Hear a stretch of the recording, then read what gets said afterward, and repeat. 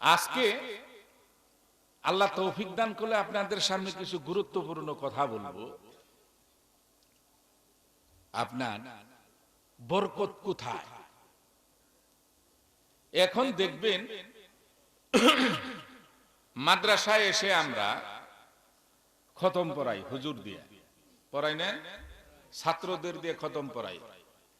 আগে এটা প্রচলন বেশি ছিল, 40 জন আলেম দিয়ে খতম পড়াই, গড়ে নিয়ে আসে। কিন্তু আমার যে বিপদ, এই বিপদ আর যায় না। ঠিক আগে গেছে, এখন যায় না।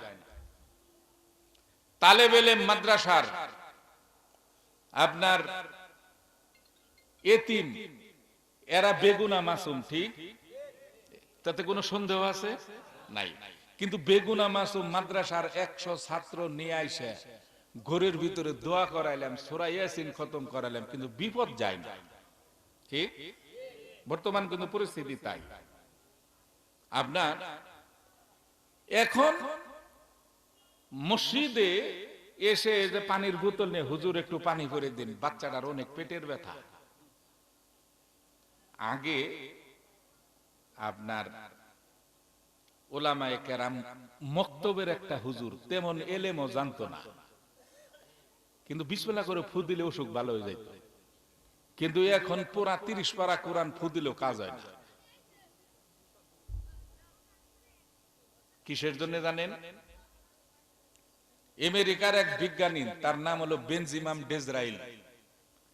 সে এই পানির ভিতরে ফু দিলে যে অসুখ ভালো হয়, এটা সে বিশ্বাস করে না। যে পানি, এটার ভিতর তো রোগ প্রতিরোধের ক্ষমতা নাই, কিন্তু এই পানিটা খাইলে রোগ ভালো হয় কেন? সে পরীক্ষা করার জন্য একটা স্বচ্ছ পানি বিজ্ঞানী পরীক্ষা করলো, এর ভিতর রোগ প্রতিরোধের ক্ষমতা নাই। তে পানিটা দিয়ে তার এক সহচরকে আমেরিকা মসজিদের ইমামের কাছে পাঠিয়ে দিল। পাঠিয়ে দিয়ে বলল যে হুজুরের কাছ থেকে এটা ফু দিয়ে নিয়ে। তো হুজুরের কাছে গেছে যে হুজুর একটু পানিটা পরে দিন, বাচ্চা অসুস্থ। তো হুজুর কালাম করে ফু দিয়ে দিলেন। দেওয়ার পরে ওই আমেরিকার বিজ্ঞানী বেনজিমাম ডিসরায়েল এই পানিটাকে আবার ফু দেওয়ার পরে পরীক্ষা করলো। পরীক্ষার পরে দেখা গেল যে এই পানিটা এমন একটা মহা ঔষধ হিসেবে রূপ ধারণ করেছে যে কঠিন 100 কঠিন রোগের মহা ঔষধ। এটা হলো আল্লাহর কালাম। কিন্তু এখন এই পানিটা ফু দিলে কাজ হয় না। কারণ কি? কোরআনের বরকত কমে গেছে? না, বরকত কমে নাই। খেয়াল করে শুনবেন, আপনার ঘরের ভিতরে, আমার আগে যে মৌলানা অনেক গুরুত্বপূর্ণ কথা বলেছেন, ঠিক? আল্লাহ তাকে হায়াতে তাইয়্যিবা নসিব করুন, আমিন। ঘরের ভিতরে আপনি দেখবেন রাসূলের হাদিস, লা তাদখুলুল মালাইকাতু বাইতান ফিহি কালবুন ওয়ালা তাসাউয়িরুন। আপনাদের অনেকের ধারণা করলে হুজুর তো সুর দেয় না, না? আস্তে আস্তে একটু পরে আগে বুঝ করে নেই। লা তাদখুলুল মালাইকাতু বাইতান ফিহি কালবুন ওয়ালা তাসাউয়িরুন, আও কামা ক্বালা আলাইহিস সালাতু ওয়াস সালাম।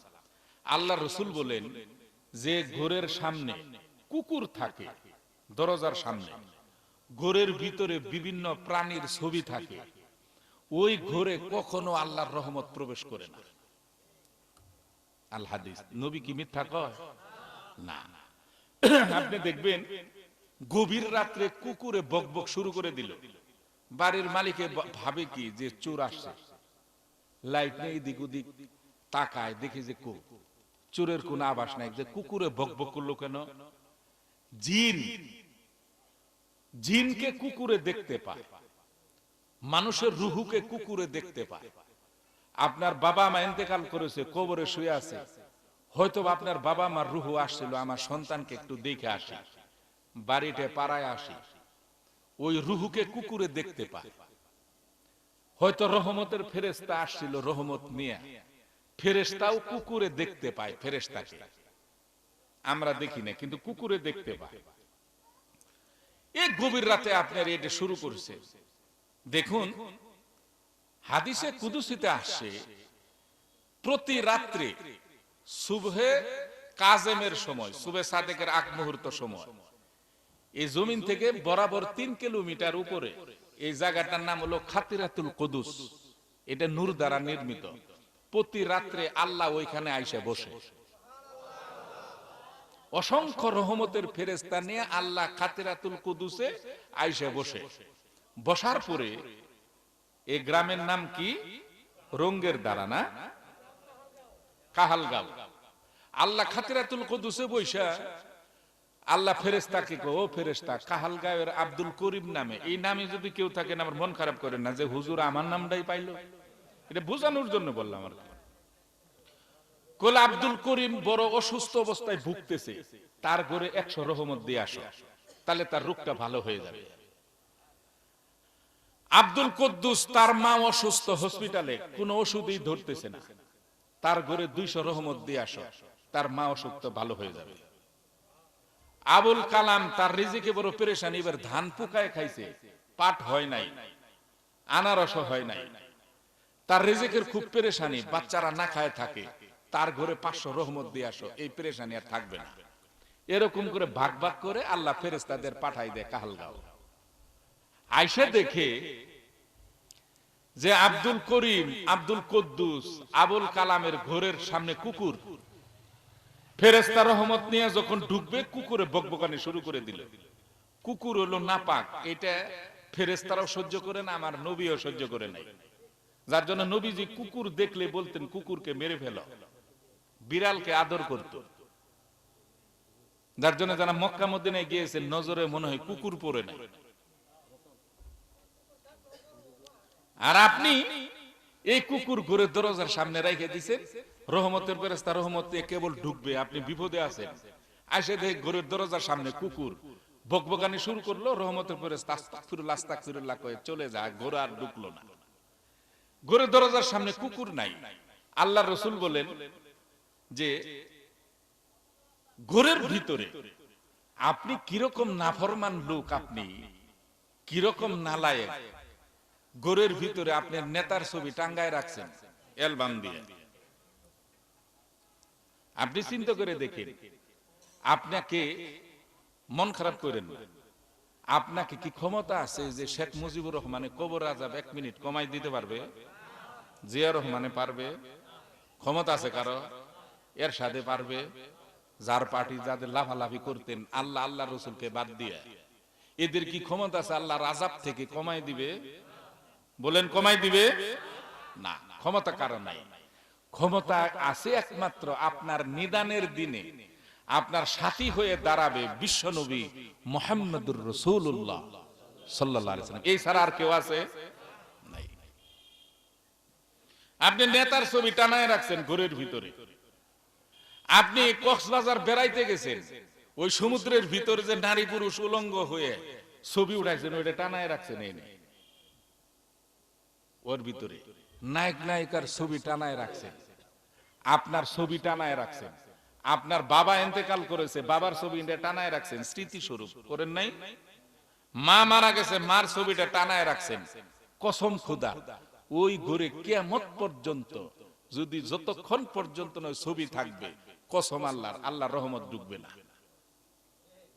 রাখবেন কি রাখবেন এটা আপনার ব্যাপার। ওই ঘরে রহমতের ফেরেশতা ঢুকে না। যখন ঢুকছে ড্রয়িং রুমে, দেখেই দেখে যে না বিভিন্ন প্রকারের ছবি।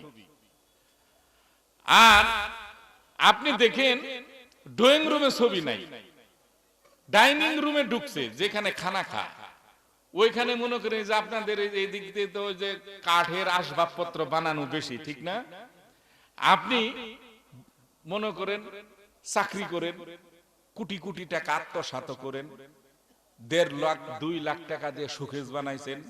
শোকেস বানানোর পরে বিভিন্ন মূর্তির ছবি আপনার ঘরের ভিতরে, কুত্তার ছবি, কাঠের, হাতির ছবি, ঘোড়ার ছবি, পুতুল, কোলে নাতি খেলায় কান্নাকাটি করে, নালে মানে না, আমি কিনতে চাই নাই তবুও নাতির খাতিরে কিনলাম। নাতি কি আযাব মাফ করাই দিতে পারবে? এই শোকেসের ভিতরে লক্ষ লক্ষ টাকার মূর্তি টাকা দিয়ে কিনা আপনি সাজায় রাখছেন শোকেসের ভিতরে। যে আমার নবী 63টি বছর গা থেকে রক্ত ঝরলো, দান দান শহীদ হলো মূর্তির বিরুদ্ধে জিহাদ করতে গিয়ে, ঠিক? আর আপনি সেই নবীর উম্মত দাবি করেন টাকা দিয়ে মূর্তি কিনে সুখে সাজায় রাখছেন। আপনি কত বড় বেঈমান, কত বড় বেঈমান আপনি। আপনার কিসের নামাজ, কিসের রোজা, এগুলো ভণ্ডামি সব।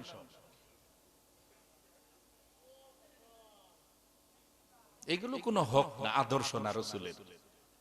এই যে ঘরের ভিতরে এইগুলো ছবি দেখা ফেরেশতারা করে কি আস্তাগফিরুল্লাহ আস্তাগফিরুল্লাহ, তুই নবীর উম্মত না, তুই একটা মুনাফিক।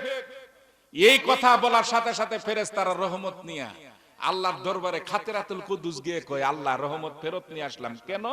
কুল ওই ঘরে মূর্তি আর ছবি ভরপুর। আল্লাহ কয়, তার ঘরের ভিতরে 100 রহমত দিয়েছিলাম, 100 গজব নিয়ে যা, আর এই রহমত সাগরে নিক্ষেপ কর।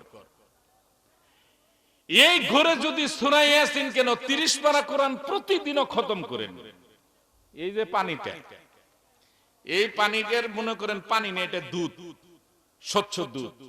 একটা তেঁতুলের টুকরা এখানে ফেলে দিবেন, দুধ ঠিক থাকবে? থাকবে, ঠিক? এখন আপনি নষ্ট দুধটা ফেলে দিয়ে আবার নতুন করে দুধ ভরলেন, দুধ ঠিক থাকবে না। যতক্ষণ পর্যন্ত না তেঁতুলের টুকরাটা ওইখানে থাকবে, ততক্ষণ পর্যন্ত যতবার দুধ দিবেন অতবার নষ্ট